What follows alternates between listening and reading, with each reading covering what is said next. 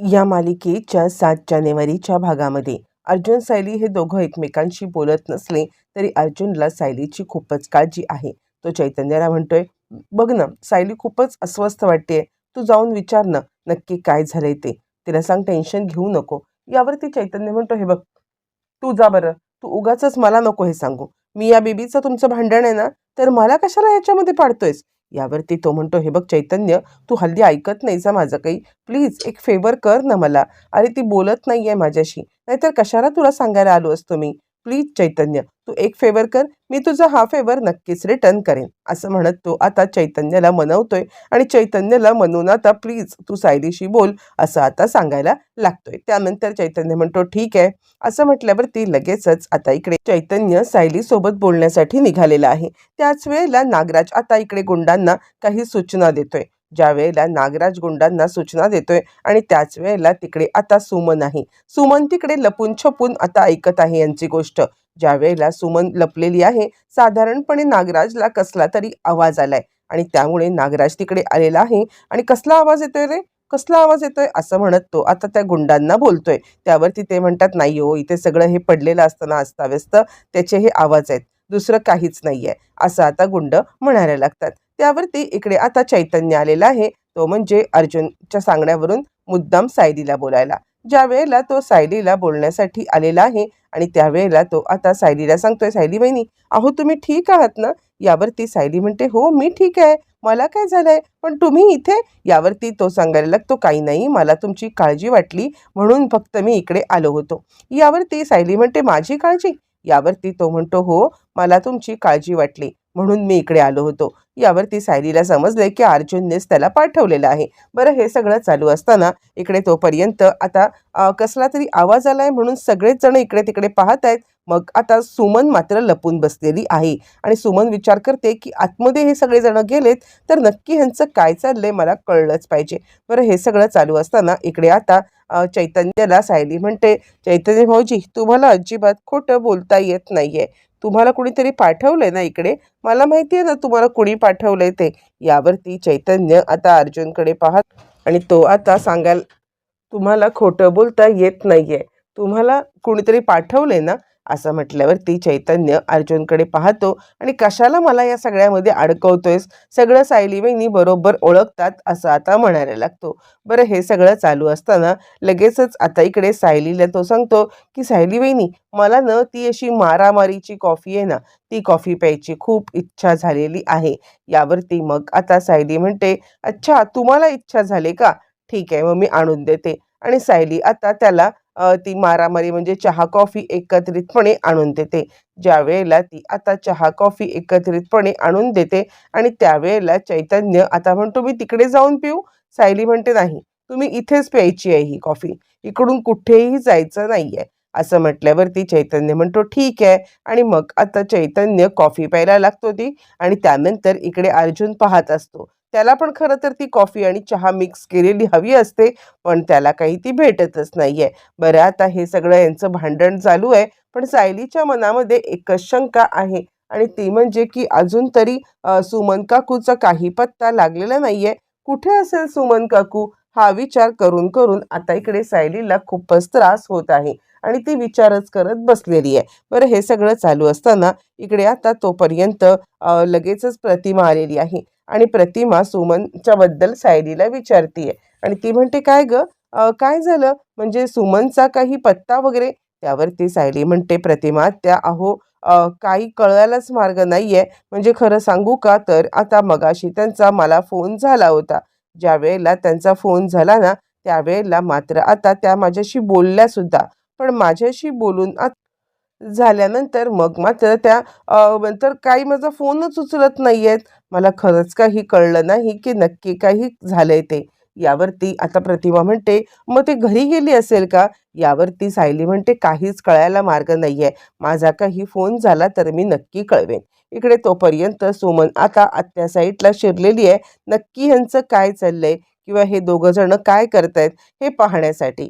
तोपर्यंत इकडे आता अर्जुन म्हणतो, काय झालं, कॉफी पिऊन आलास ना, मला नाही ना आणलीस. इकडे सायली मात्र अस्वस्थच आहे आणि ती कंटिन्युअसली कॉल करते आहे. आता इकडे नागराज आलाय आतमध्ये आणि तो महिपतला म्हणतोय, काय महिपत शेठ, तुमची तर बिशाद वाढली, डायरेक्ट खालून वरती बसायला गेलात की? असं म्हटल्यावरती तो म्हणतो, कितीही बिशाद केलीत ना तरी सुद्धा आहात तर तुम्ही माझे कैदीच ना. असं म्हणत यांच्या बोलाचाली नेमक्या सुमनने ऐकल्यात. सुमनला कळलेलं आहे की महिपत शिकरेला यांनी किडनॅप करून ठेवले आणि सुमनला 2 मिनिटासाठी काही प्रकार कळायलाच मार्ग नाहीये. तिला कळतच नाहीये की यांनी किडनॅप करून ठेवलंय हे काय आहे. हे तर महिपतचे मित्र आहेत, महिपतच्या घरी जातात, नक्की ह्यांचं चाललंय तरी काय, आणि तिला काही कळतच नाहीये. पण ती लपून छपून पाहतीये आणि इकडे आता कसला तरी आवाज होतोय. नागराजला मघापासूनच डाऊट आहे की आता कसला आवाज होतोय, कसला आवाज होतोय, म्हणून तो इकडे महिपतशी बोलता बोलता इकडे तिकडे पाहतोय आणि त्याला आता साधारणपणे काहीतरी आहे असं जाणवतंय. इकडे सायली बाहेर आले. बाहेर आल्यावरती ती आता सुमन काकूला कंटिन्युअसली कॉल करतीये.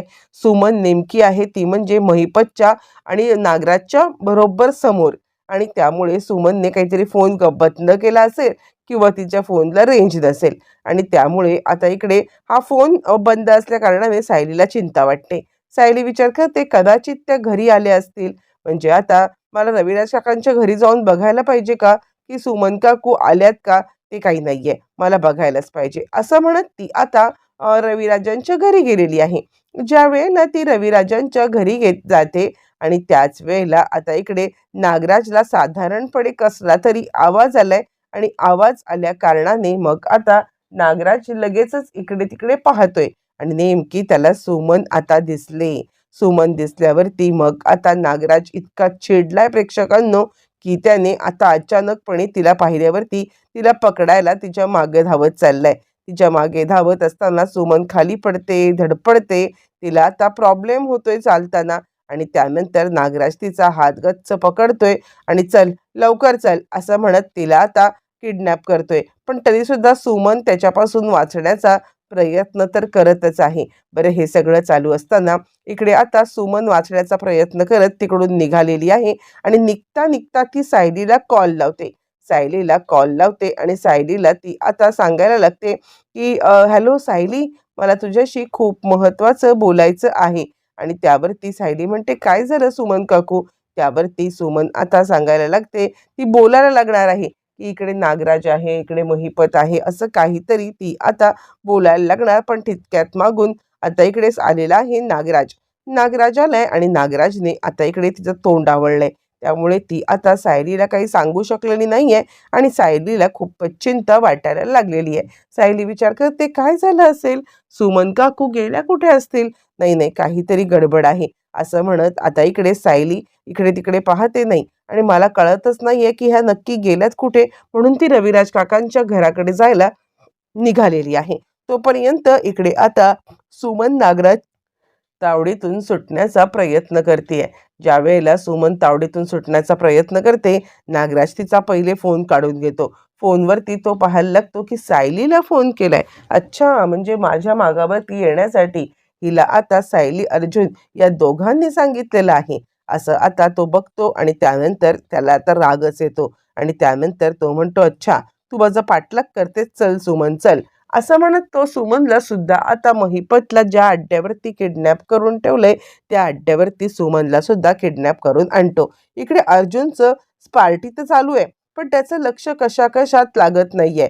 या पार्टीमध्ये त्याला आता पूर्णपणे सायलीची दिसते. सायली कुठे गेली, सायली कुठे गेली, आणि त्यात या दोघांचं भांडण. त्याच्यामुळे त्याला विचारता पण येत नाही की सायली कुठे गेली. त्याच वेळेला तो चैतन्यला म्हणायला लागतो की चैतन्य, अरे बघ ना, सायली कुठे दिसत नाहीये. यावरती चैतन्य म्हणतो, तू एन्जॉय कर पार्टी, तुझं काय चाललंय? पण अर्जुन बाहेर आलाय. बाहेर आल्यावरती तो आता पाहतोय की इकडे सायली कुठेच नाहीये आणि त्यानंतर त्याला आता अधिकच चिंता वाटायला लागलेली आहे. बरं, हे सगळं चालू असताना मग तोपर्यंत लगेचच अर्जुन विचार करतो, नाही मला बघायलाच पाहिजे, आणि अर्जुन बाहेर आलाय म्हणून चैतन्य बाहेर आलाय. अर्जुन सायलीला कंटिन्युअसली कॉल करतोय, पण सायली अर्जुनचा कॉल काही उचलतच नाहीये. तितक्यात तिकडे चैतन्य आलाय. चैतन्य म्हणतोय, तू इथे काय करतोयस? अरे चल ना आतमध्ये, आतमध्ये सगळेजण पार्टी करतायत. यावरती अर्जुन आता सांगायला लागतो, नाही मी आत्ता बाहेर नाही येऊ शकत आहे. हे बघ, मला कळतच नाहीये की सायली कुठे गेले ते. बघ ना, तिचं काय चाललंय मला समजत नाहीये. फोन लागत नाहीये, माझा फोन उचलत नाहीये. तू एक काम कर ना, तू तरी प्लीज तिला फोन लावून बघ ना. असं म्हटल्यावरती मग आता लगेचच अर्जुनला चैतन्य म्हणतो, ठीक आहे, मी तिला कॉल लावून बघतो. असं म्हटल्यावरती चैतन्य आता इकडे तिला कॉल लावतोय. मग सायली आता कॉल उचलते. इकडे तोपर्यंत नागराजने काय केलेलं आहे, तर आता सुमनला घेऊन महिपतच्या इथेच आलेला आहे. महिपतच्याच बाजूला सुमनला बांधलंय आणि त्यानंतर तिकडून निघून गेलेला आहे. सुमन आता सोडवण्याचा प्रयत्न करतेय, पण त्यावेळेला तो आता काही ऐकायला मागतच नाहीये. इकडे तोपर्यंत महिपत पाहतोय आणि नवा नागराज शेठ, वा काय तुमची बायको तुमच्या कंट्रोलमध्ये सुद्धा नाहीये का, असा त्याला टोमणा मारतोय. बरं, हे सगळं चालू असताना इकडे आता प्रिया आलेली आहे साक्षीला भेटायला. आणि हे बघ साक्षी, चिंता करू नकोस, आपण काहीतरी अण्णांचा शोध चपाटा करूया. यावरती साक्षी म्हणते, महिना झाला प्रिया, अगं अण्णांचा काही पत्ता नाहीये, कळतंय का तुला? महिनाभरामध्ये आता इकडे अण्णांचं काही कळायला मार्ग नाहीये. मला खरंच खूपच टेन्शन आलेलं आहे.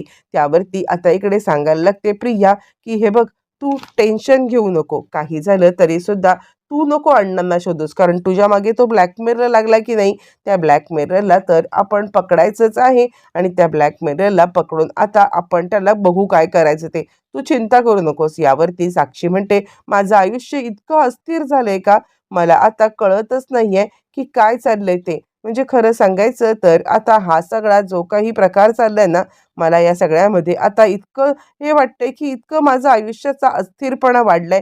3 वर्षापूर्वी माझं आयुष्य किती छान होतं. जिथे हवे तिथे फिरता येत होतं, जिथे हवे ते खाता येत होतं. आणि आत्ता आत्ता काय झालंय, एक चूक आणि माझं आयुष्य पार बदलून गेलेलं. खरंच मला या सगळ्या गोष्टीचा इतका कंटाळा आलाय ना, की इतकं लपून-छपून आयुष्य, हे इतकं सगळं आयुष्य मला खरंच, खरंच कंटाळा आलेला आहे. आणि प्रिया मात्र या सगळ्या गोष्टीचा फायदा घेतेय, एन्जॉय करतेय. इकडे आता चैतन्य आणि अर्जुन हे कंटिन्युअसली सायलीला शोधतायत आणि चैतन्यचा फोन आता सायलीने उचललाय. आणि त्यानंतर आता इकडे अर्जुन म्हणतो, सायली कुठे आहेस तू? यावरती सायली म्हणते, चैतन्य भाऊजी, मी इकडे रविराज काकांच्या इथे आलेली आहे. अर्जुन म्हणतो, इतक्या रात्री तिकडे काय करतेस तू? आत्ताच्या आत्ता आम्ही तुला घ्यायला येतोय. असं म्हणत हे दोघं जण आता इकडे रविराज काकांच्या इकडे चाललेले आहेत. आणि त्यावेळेला अर्जुन खूपच चिडलेला आहे. आणि त्यावरती सायली सांगत आहे की सुमन काकूंना मी किती वेळापासून फोन लावतेय, पण सुमन काकूंचा आता तर काही पत्ताच लागत नाहीये. आणि त्याचमुळे मला आता खूपच टेन्शन आलं होतं. म्हणून मला वाटलं की त्या कदाचित घरी आल्या असतील. त्या घरी आल्या असतील म्हणून मी कदाचित इथपर्यंत आलेली होते. पण त्यांचा काही आता तर मला लागतच नाहीये. मला कळत नाहीये त्या कुठे गेल्यात. मला त्यांची खूप चिंता वाटते आहे. यावरती चैतन्य म्हणतो, थांब सायलीबाई, तू जिथे आहेस तिथेच थांब, आम्ही तिकडे येतोय. असं म्हणत हे दोघं जण सायलीला आणायला चाललेले आहेत. इकडे तोपर्यंत प्रिया आता सांगत आहे साक्षीला, हे बघ साक्षी, काय करायचं माहितीये का, मी काम करते, मी त्या पोलिसांपर्यंत ब्लॅकमेलरला पोचवेन आणि त्या ब्लॅकमेलरला पकडायला सांगेन. साक्षी सांगते, अगं नाही, कोणीही पकडलं जाणार नाही, कोणाचं काय नाही, काही नाही, फक्त माझ्या आयुष्याची धुळदाण होत आहे. आणि तोपर्यंत ती आता कुणाला तरी मेसेज करते. ती ज्या वेळेला मेसेज करते आहे आणि त्यावेळेला प्रिया विचार करते, ही कुणाला मेसेज करते, काही कळायला मार्ग नाहीये. आणि म्हणून प्रिया सांगते, साक्षी चल, आता मी निघते बरं का. इकडे तोपर्यंत दोघांना, म्हणजे आता सुमनला आणि नागराज महिपतला, या दोघांना एकत्रितरित्या ठेवल्या असल्या कारणाने इकडे आता सुमन थोडीशी ऑकवर्ड झालेली आहे. आणि त्यावरती सुमन आता ऑकवर्ड झाले आणि तिकडे आता नागराजला महिपत म्हणतोय, वा महिपत शेठ वा, म्हणजे काय तुमची बायको तुमच्या कंट्रोलच्या बाहेर गेलेली आहे असंच बघायला दिसतंय. काही कळायला मार्ग नाहीये. तुमची बायको कशी काय अशी हो, तुमची बायको तुमच्या ह्याच्या ऐकत नाहीये. तोपर्यंत आता इकडे नागराज आलाय. सुमन म्हणते, काय चाललंय काय, बायको आहे मी तुमची, मला तुम्ही असं किडनॅप करून ठेवणार? यावरती तो म्हणतो, बायको आहेस ना, मग आता बायकोसारखं राहायला शिक ना. तुला हजारदा सुमन सांगितलेलं आहे की माझ्या फाटक्यात पाय घालू नकोस, तरी सुद्धा माझ्या फाटक्यात पाय घालून बसलेली आहेस ना. तुला तर आता मी सोडणार नाहीये. असं म्हणत प्रेक्षकांनो तो आता चांगलाच चिडलाय. इकडे तोपर्यंत महिपतची बडबड काही थांबत नाहीये. काय नागराज शेठ, तुमची बायको आणि इकडे महिपत मात्र त्याला सारखा चिडवतोय. चिडलेला नागराज त्याच्या तोंडाला आता पूर्णपणे बोलतोय तो म्हणजे त्याने कागदाचा गोळा कोंबलाय आणि सुमनच्या तोंडात कागदाचा गोळा कोंबलाय आणि तो म्हणतो, बसा आता दोघांनी एकमेकांच्या सोबत इकडे गप्पा मारत बसा, द्या एकमेकांना कंपनी. त्यावरती महिपत सांगायला लागतो, अहो कंपनी द्यायला आता आमची तोंड उघडलीत तर कंपनी देऊ ना, तोंड उघडा तोंड. इकडे तोपर्यंत अर्जुन आणि आता चैतन्य आलेले आहेत रविराजांच्या घराच्या बाहेर आणि अर्जुन म्हणतो, काय चाललंय काय तुझं सायली? अगं काय वेड्यासारखं इतक्या रात्री कुठे निघून येतात का? ती सांगते, मला सुमन काकूंची काळजी वाटते आणि म्हणूनच मी आले. यावरती तो म्हणतो, हो बरोबर आहे, सुमन काकूंची जरी काळजी वाटली असती तरी सुद्धा मला तुझी किती काळजी वाटते. तू रूस फूग रागव, माझ्याशी बोलू नकोस, पण हे अशा पद्धतीत मला सोडून जाऊ नको. असं म्हटल्यावरती मग आता लगेचच इकडे तो सायलीला मिठी मारतो आणि हमसाहुमशी रडायला लागतो. त्यावरती चैतन्य हात जोडून म्हणतो, सायली वहिनी, अहो तुम्ही काही करा, पण या तुमच्या नवऱ्याला हे असं माझ्या ताब्यात सोडू नका बरं का, म्हणजे ना मला खूप त्रास देतो हा तुमचा नवरा. असं म्हणत यांचं आता बोलाचाली चालू आहे आणि त्यावरती सायली आता काहीच बोलत नाहीये. बरं, हे सगळं चालू असताना चैतन्य विनंती करतोय. विनंती करून चैतन्य आता इकडे सांगायला लागलेला आहे की काही झालं तरी सुद्धा प्लीज तुमच्या या नवऱ्याला माझ्याकडे सोडून आता जात जाऊ नका. इकडे तोपर्यंत मग आता चैतन्यला म्हणजे अर्जुनला समजलेलं आहे की नागराजने सुमनला किडनॅप केलंय आणि त्यानंतर तो आता रविराजांकडे आलाय आणि तो घडलेला सगळा प्रकार रविराजांना सांगतोय. रविराजांना सगळा प्रकार सांगून आता तो सांगत आहे की रविराज काका, मला तर 100% खात्री आहे की हे सगळं नागराज काकांनी केलंय. यावरती रविराज म्हणतात, मला तर इतकी लाज वाटते की खरंच माझा माझा भाऊ हे सगळं असं करू शकतो. लगेचच पोलिसात कंप्लेंट केली जाते. अर्जुन आता पोलिसांना फोन करतो आणि फोन करून तो आता पोलिसांना सांगतोय की हॅलो, रविराज किल्लेदार यांची आता यांची वहिनी यांना किडनॅप झालेल्या आहेत आणि आम्हाला तर संशय आहे की त्यांच्याच नवऱ्याने आता इकडे त्यांना किडनॅप केलेलं आहे. असं म्हटल्यावरती अर्जुनने कंप्लेंट नोंदवलेली आहे.